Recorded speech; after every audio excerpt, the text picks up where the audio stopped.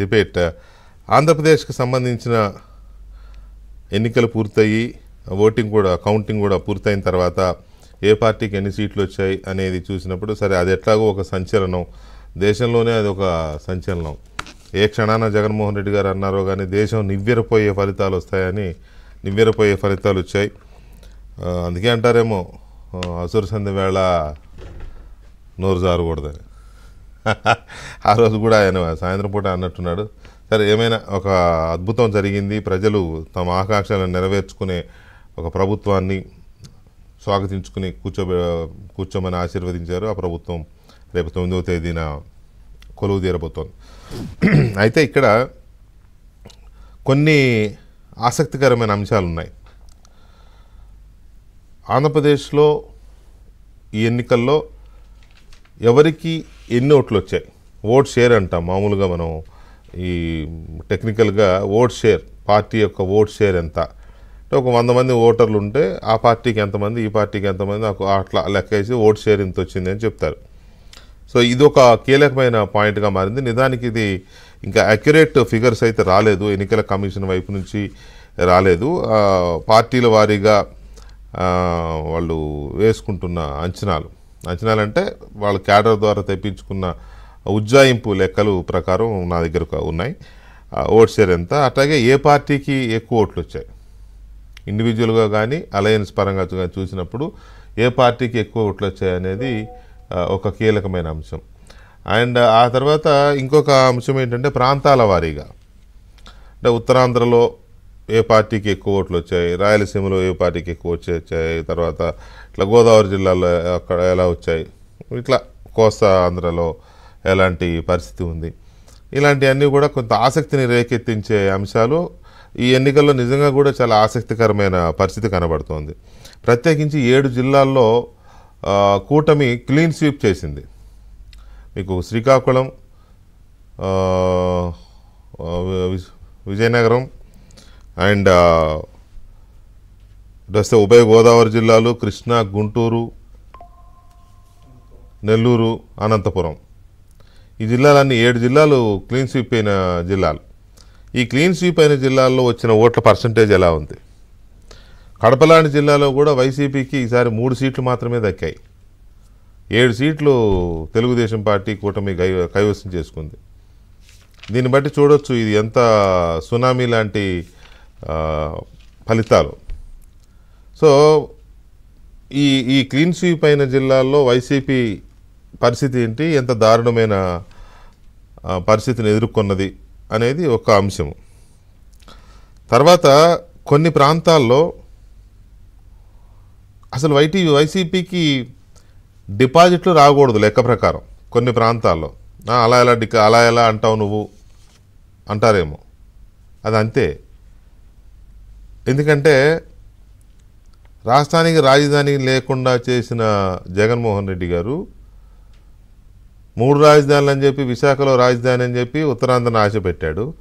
అక్కడ ప్రజలు చాచి లంపకాయ కొట్టినట్టు అయింది వైసీపీని. మాకు నీ రాజధాని వద్దు, నువ్వు వద్దని. ఇటు రాయలసీమలో న్యాయ రాజధాని అని చెప్పి రాయలసీమ ప్రజలను ఆశ పెట్టాడు. అక్కడ ప్రజలు చాచి లంపకాయ కొట్టారు, మాకు రాజధాని వద్దు, నువ్వు వద్దు అని. మరి ఉన్న రాజధానిని చంపేసిన అమరావతి ప్రాంతంలో వేలకు వేల ఓట్లు వైసీపీ అభ్యర్థులకు ఎలా వచ్చాయి అనేది, మరి ఆ ప్రాంత ప్రజలు ఎలా వాళ్ళకు ఓట్లు వేశారు, అసలు వాళ్ళకి నామినేషన్లు వేయడానికే భయపడాలి ఆ అభ్యర్థులు. అలాంటి వాళ్ళు నామినేషన్లు వేశారు, బ్రహ్మాండమైన 70,000, 80,000, 90,000 ఓట్లు వచ్చాయి వాళ్ళకి. మరి వేసిన ప్రజలు మరి వాళ్ళు ఎలా వేశారు ఏంటి అనేది కూడా ఆలోచించాల్సిన విషయమే. అయి ఉండొచ్చు వైసీపీ దారుణంగా ఓడిపోయి ఉండొచ్చు, కానీ అమరావతి ప్రాంతంలో అమరావతి మీద విషం కక్కిన వాళ్ళకి అన్నేసి వేల ఓట్లు ఎలా వచ్చాయి అంటే ప్రజల్లో ఇంకా పూర్తి అసహ్యం కలగలేదా, లేకపోతే ప్రజల్లో ఇంకా వాళ్ళ ప్రాంతం మీద వాళ్ళకి మమకారం లేదా, లేకపోతే వాళ్ళ రాష్ట్రం మీద వాళ్ళకి మమకారం లేదా, లేకపోతే ఇన్నాళ్ళు జరిగిన ఉద్యమాన్ని వాళ్ళు గుర్తించలేదా, ఇన్నాళ్ళు రైతులు, మహిళలు, దళితులు పడిన కష్టాలు వాళ్ళకి ఏమాత్రం చైతన్యాన్ని తీసుకురాలేదా, లేక పడితే పడ్డారులే మనకెందుకు, మనకి ఇచ్చే డబ్బులు చాలనుకుని అమ్ముకున్నారా ఓట్లు? గుంటూరు కృష్ణా జిల్లాలు ప్రత్యేకించి తాడికొండలో కూడా 70-80 వేల ఓట్లు ఎలా వచ్చాయి వైసీపీ అభ్యర్థికి? ఆమె ఎవరైనా కావచ్చు, అభ్యర్థి ఎవరైనా కావచ్చు, అక్కడ పార్టీ గురించి మాట్లాడుతాను నేను. ఇలాంటి సిచ్యువేషన్స్లో అమరావతి పైన విషయం కక్కిన వాళ్ళకి ఇన్ని వేలు ఓట్లు ఎలా వచ్చాయి అనేది ఒకటి కీలకమైన అంశం. తర్వాత ఈ ఎన్నికలో ప్రజలు ఇచ్చిన విలక్షణమైన తీర్పులో అన్నిటికంటే విలక్షణమైన అంశం ఏంటంటే వైసీపీకి ప్రతిపక్ష హోదా రాలేదు. 18 రావాలి లెక్క ప్రకారం. 18 వస్తే ప్రతిపక్ష హోదా వచ్చినట్టు, ప్రధాన ప్రతిపక్ష హోదా జగన్మోహన్ రెడ్డి గారికి. ఇప్పుడు చంద్రబాబు నాయుడు గారు అనుభవిస్తున్న అపోజిషన్ లీడర్ అనే హోదా దక్కుతుంది. ఆ క్యాబినెట్ ర్యాంకు అవి ప్రోటోకాల్స్ అన్నీ ఉంటాయి. ఇప్పుడే ఉండవు, ఈ జస్ట్ ఎమ్మెల్యే. కానీ జనసేన పార్టీకి ప్రధాన ప్రతిపక్ష హోదా వచ్చింది.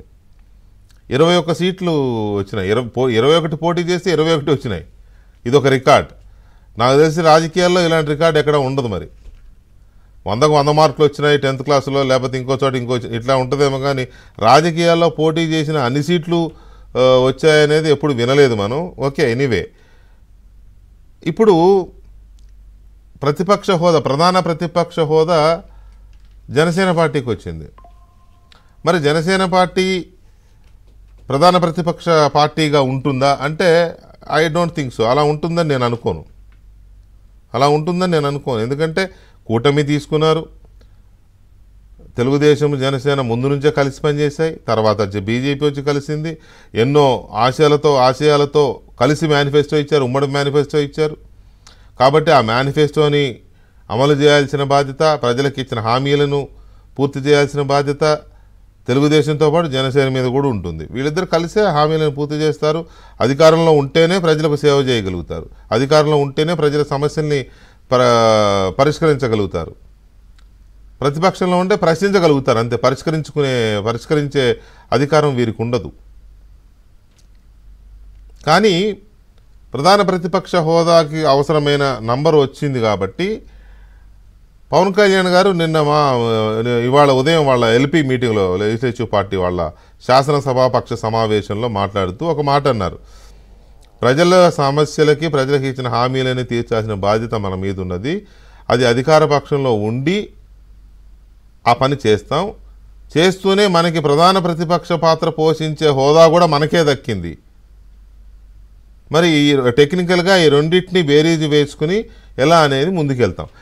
ఈ మాట కొంత ఆసక్తికరంగా ఉంది. బహుశా ఆయన అలా అంత మాత్రాన ఆయన పూర్తిగా ప్రతిపక్షంలో కూర్చొని అట్లా అని నేను అనుకోవట్లేదు. కానీ కొంత ఆసక్తికరమైన ఈ చర్చలో మనతో మొత్తం ఇప్పుడు నేను చెప్పిన ఓట్ల షేర్ కావచ్చు, లేకపోతే కూటమి స్వీప్ చేసిన జిల్లాల్లో వైసీపీ పరిస్థితి అనేది ఏంటి కావచ్చు, రాజధాని పరిసర ప్రాంత నియోజకవర్గాల్లో ప్రజలు వైసీపీ అభ్యర్థులకు వేసిన ఓట్లు ఎలా పడ్డాయి, ఎందుకు పడ్డాయి అనే దాని మీద కావచ్చు. ఈ అంశాలతో పాటుగా పవన్ కళ్యాణ్ గారికి సంబంధించిన అంశం మీద కూడా మనం చర్చించబోతున్నాం. చర్చలో మనతో అమరావతి బహుజన జేఏసీ అధ్యక్షుడు పోతుల బాలకోటయ్య గారు, తెలుగుదేశం పార్టీ జాతీయ అధికార ప్రతినిధి కొమ్మారెడ్డి పట్టాభిరామ్ గారు, అలాగే కె రవికుమార్ గారు ప్రముఖ సెఫాలజిస్ట్, అండ్ ఉప్పాల లక్ష్మణ్ గారు సీనియర్ జర్నలిస్ట్, రాజకీయ విశ్లేషకులు, అండ్ ఖమ్మంపాటి శిరీష అమరావతి ఉద్యమకారురాలు, అండ్